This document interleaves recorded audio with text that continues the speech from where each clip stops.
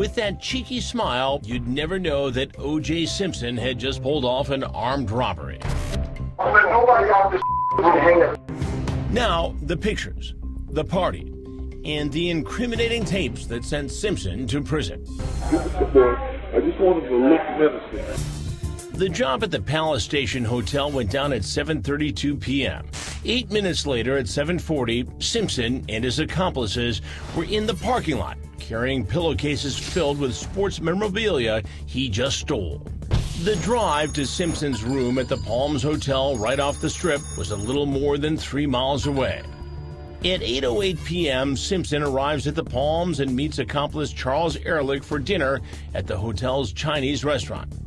On the table, lettuce wraps.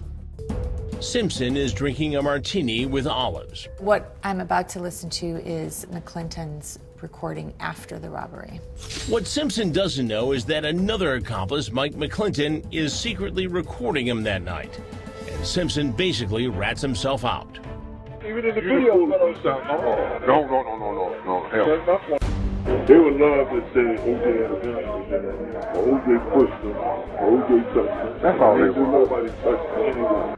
Michael McClinton, when he went home, the reality or the gravity of the situation hits him and realizes, hey, I just committed an armed robbery. And a fear sets in that I'm going to go down for this. And that's why he brought the recording device, was to protect himself from being the one guy that everybody points fingers at. So he didn't feel that there was going to be any sense of loyalty between he and Simpson. He did not. After dinner, Simpson heads upstairs to the Ghost Bar at the Palms. He's attending a pre-wedding party for his best friend, Tom Scotto, and his Brazilian fiancée, Sabrina.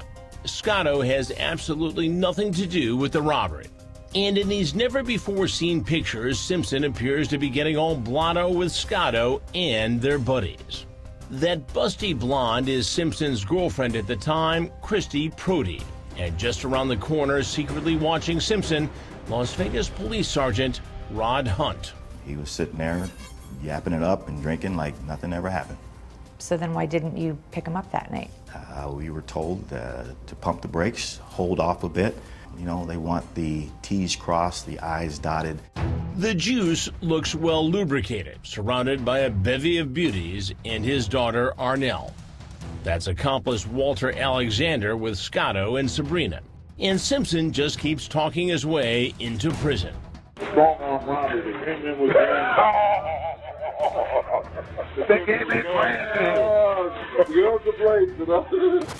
During the party, Simpson makes a disturbing comment that upsets our Kim Goldman.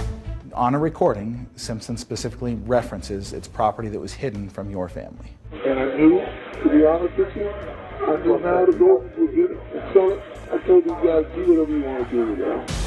Simpson was ordered to pay the Goldmans $33.5 million after a civil jury found him responsible for the deaths of his ex-wife Nicole and Kim's brother Ron.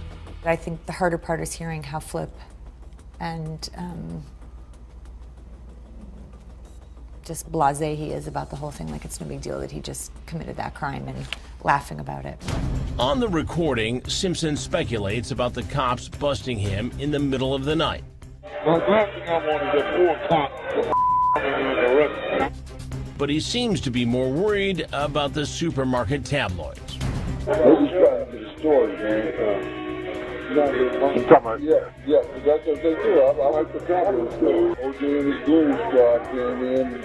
2 nights later, Simpson is in the back of a limo with the bride and groom on the way to the famous little white wedding chapel.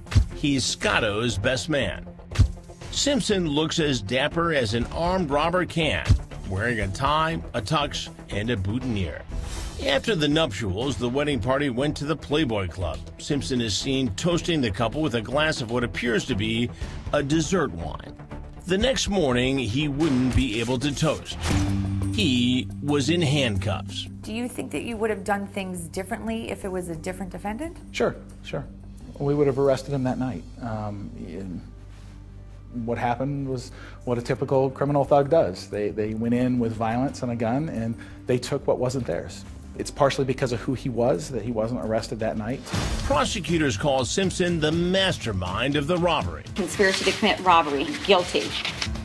He was convicted and sentenced to 9 to 33 years in prison. At his recent parole hearing, Simpson threw his accomplices under the bus. They made it clear during the trial that I had no weapon.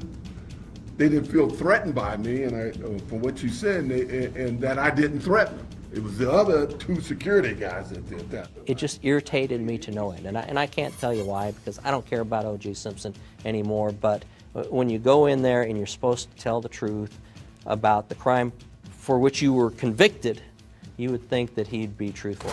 Simpson was sensationally released from prison last week. His 5 accomplices had been free for years.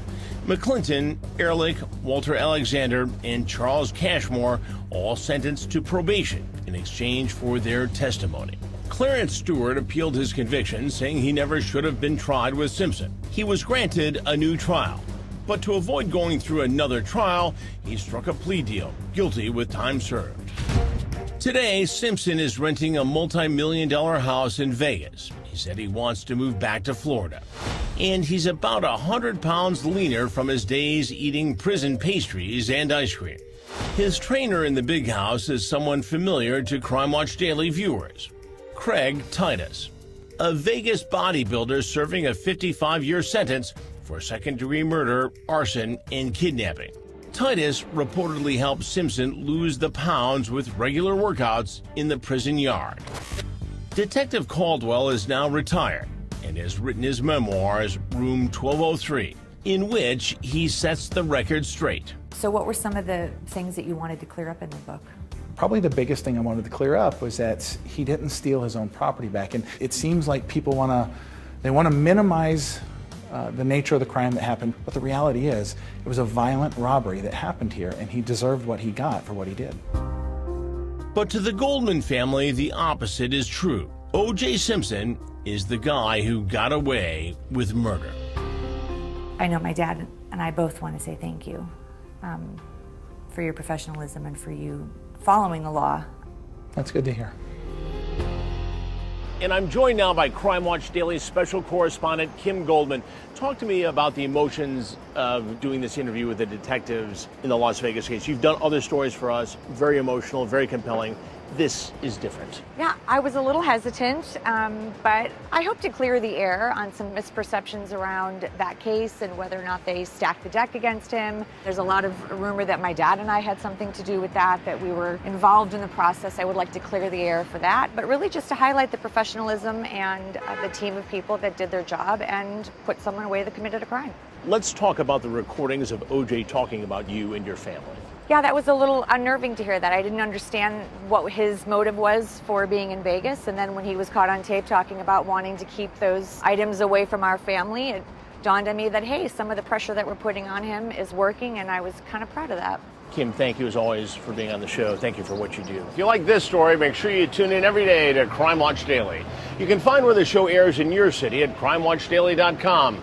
Watch it live or record it on your DVR and watch it at night. And to all those criminals out there, remember, we are watching.